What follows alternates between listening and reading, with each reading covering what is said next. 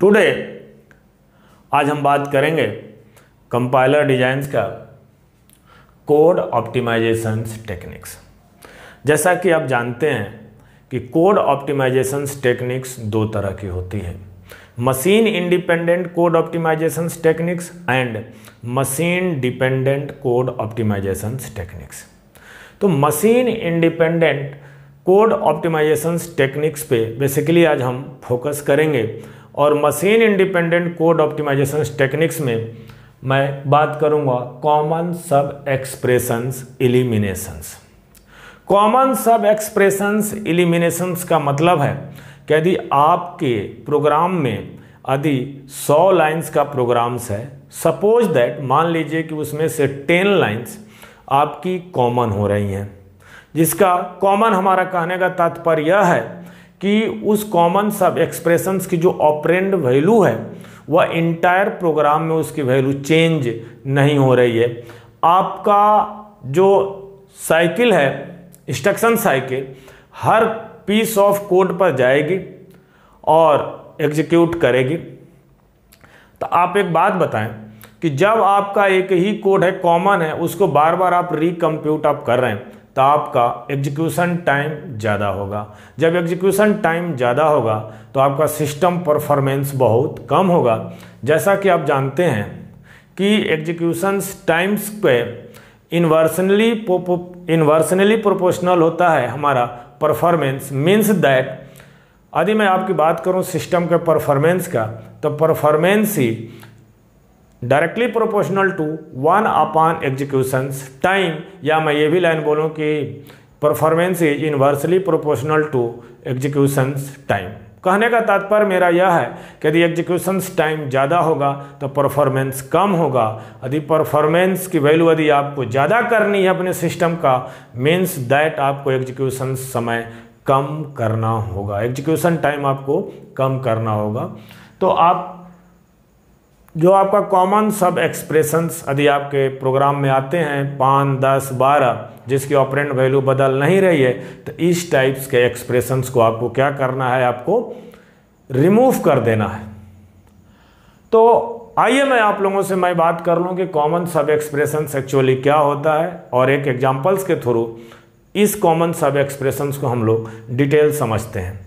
तो मैं यह बोल सकता हूं कि common sub expressions is an expressions appears repeatedly in our programs which computed previously in our programs। ये मैं लाइन बोल सकता हूं। तो मैं इसको सेंटेंस में मैं इसको लिख दे रहा हूं कि common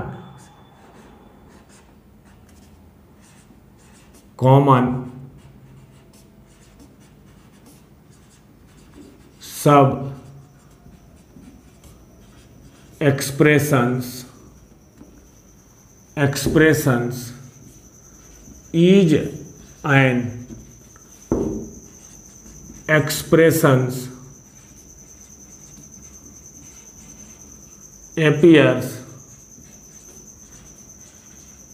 appears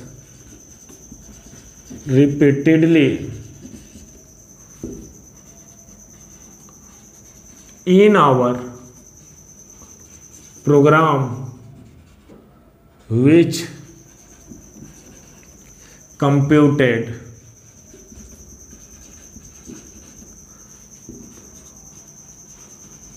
previously in our program। आपसे मैं यह एक बात और भी बता दूं कि सारे के सारे कॉमन सब एक्सप्रेशंस को आप एलिमिनेट नहीं करोगे।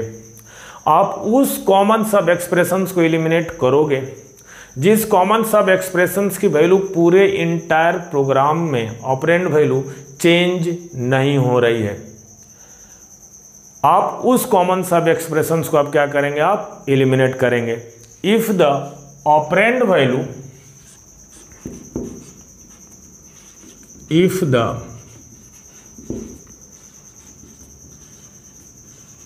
operand value of common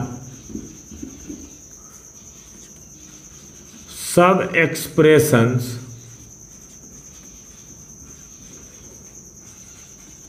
do not changed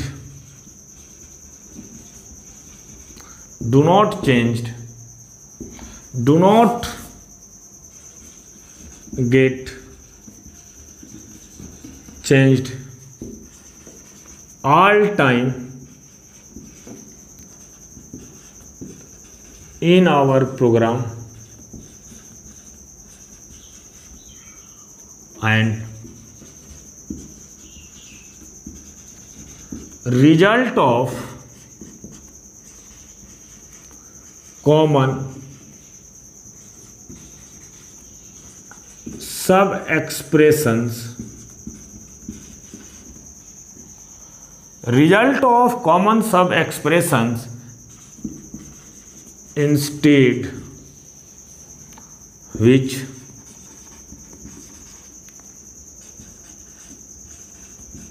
recomputing of our programs. Our programs का मतलब है कि हमने जो अब नेक्स्ट आपका कॉमन सब एक्सप्रेशंस होगा आपको रिकम्प्यूट नहीं करना है, उसका रिजल्ट ही आपको क्या करना है वहाँ पर आपको पुटअप कर देना है। तो एक एग्जांपल्स के थ्रू इसको हम लोग डिटेल समझने की कोशिश करते हैं। और एग्जांपल्स मेरा क्या है, मैं बीच का एक पीस ऑफ कोड मैं लिख रहा हूं T1 equal to 4 cross I, T2 equal to A of T1, T3 equal to 4 cross J, T4 equal to 4 cross I, T5 equal to N और T6 equal to A of T4 means B of T4, अपने मन से मैंने लिया हुआ है T5। यदि मैं आपसे बात करूं कि यह जो आपका प्रोग्राम्स है, इस प्रोग्राम्स में मैं आपसे बात करूं कि how many numbers of instructions या how many numbers of lines, तो आप बोलेंगे कि I1, I2,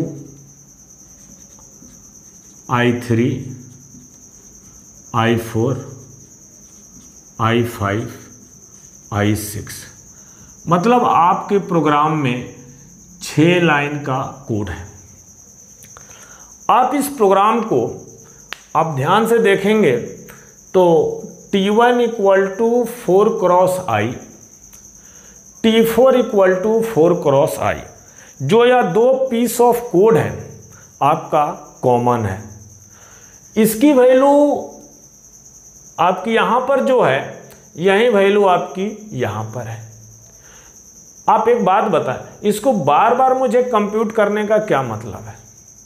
तो इस टाइप का जब एक्सप्रेशंस हो, मैंने लिखा है common sub expressions is an expressions appears repeatedly in our programs which computed previously in our programs। मतलब यदि आपने इसको वैल्यू को कंप्यूट पहले कर लिया है तो यदि I4 मतलब I4 इंस्ट्रक्शंस लेवल पे T4 equal to 4 cross I को कंप्यूट करने का कोई मतलब नहीं है, क्योंकि आपका टाइम कंज्यूम होगा, एग्जीक्यूशन टाइम आपका ज़्यादा होगा।